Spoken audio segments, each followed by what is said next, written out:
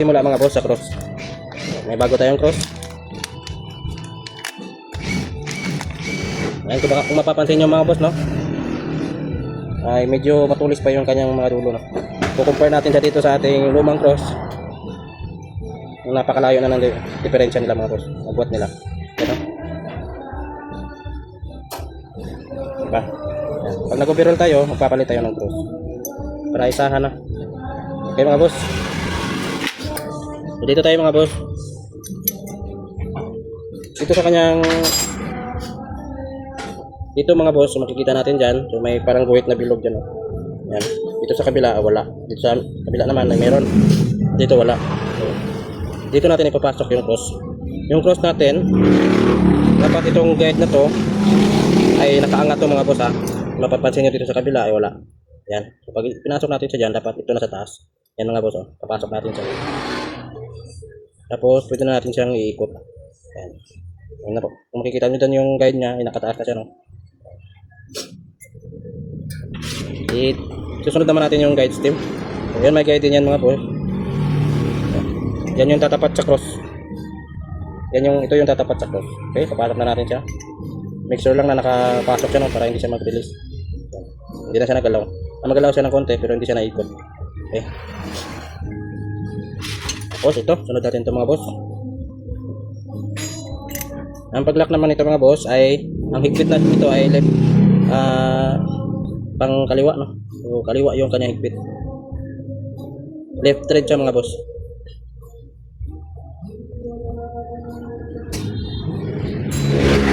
Okay, so higpitan natin siya dito. Okay mga boss, so may ginawa tayo na DIY tools, no. Yung gist natin na open ay pinanipis lang natin to. Tapos nilakihan natin yung kanyang butas dito para maging onse siya. Para makikita natin to, lagyan lang muna natin to ng kahit anong kwan dito para yung stopper, ito yung magiging stopper niya para makikita natin. Okay? Tapos yung pagigpit natin ay pakaliwa mga boss, no.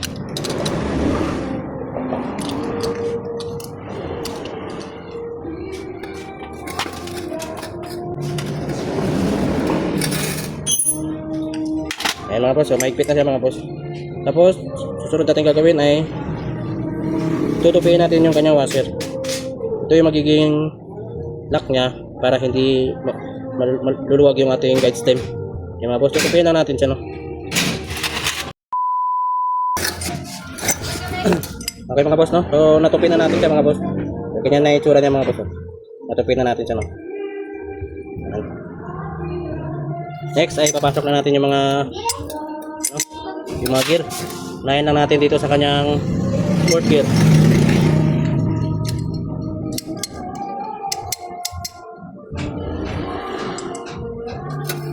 Sunod natin yung kanyang third gear. Tapos yung second gear. At ang panghuli yung first gear.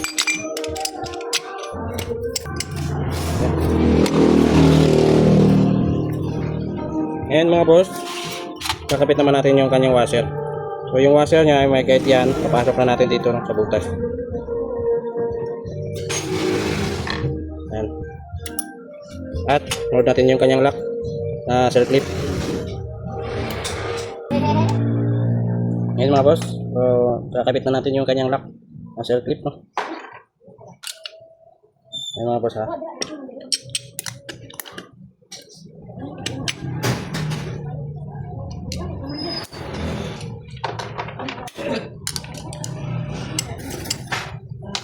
Ayan, so nakabit na natin yung kanyang circlip lock.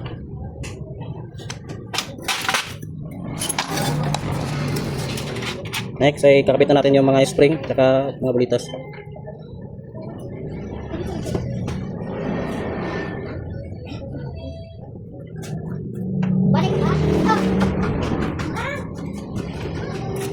Yung paglalagay ng bulitas mga boss saka yung spring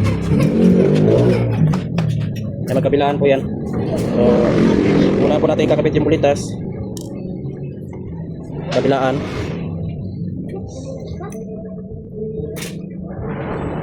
Tapos yung spring hawakan na natin para hindi tumalsik, no?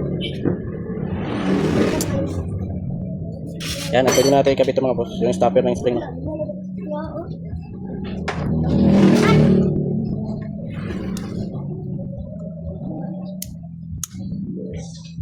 Yan mga boss, so buo na yung ating transmission. Okay, ito yung function niya mga boss. Ito yung kanyang primera. Yan, primera yan. Yung tatlo, naikot yan. Naikot yan. Okay, tapos isang tulak nito ay neutral yan. So, ikot lahat yan. Tulak pa natin. Yan, segunda na siya. Yung tatlo naman ang naiikot. Tapos itong second gear, segunda na yan. Tapos, tulak pa isa. Yan, third gear. First gear naikot, second gear naikot. Yung third gear, hindi. Tapos yung fourth gear naikot. Tapos, last na kambyada. Yan, fourth gear. Yan yung fourth gear. Third gear, naikot. Second gear, naikot. At first gear, naikot. Yung fourth gear lang. Okay? So, yan yung function ng ating kambyada mga boss. Yan, neutral na yan.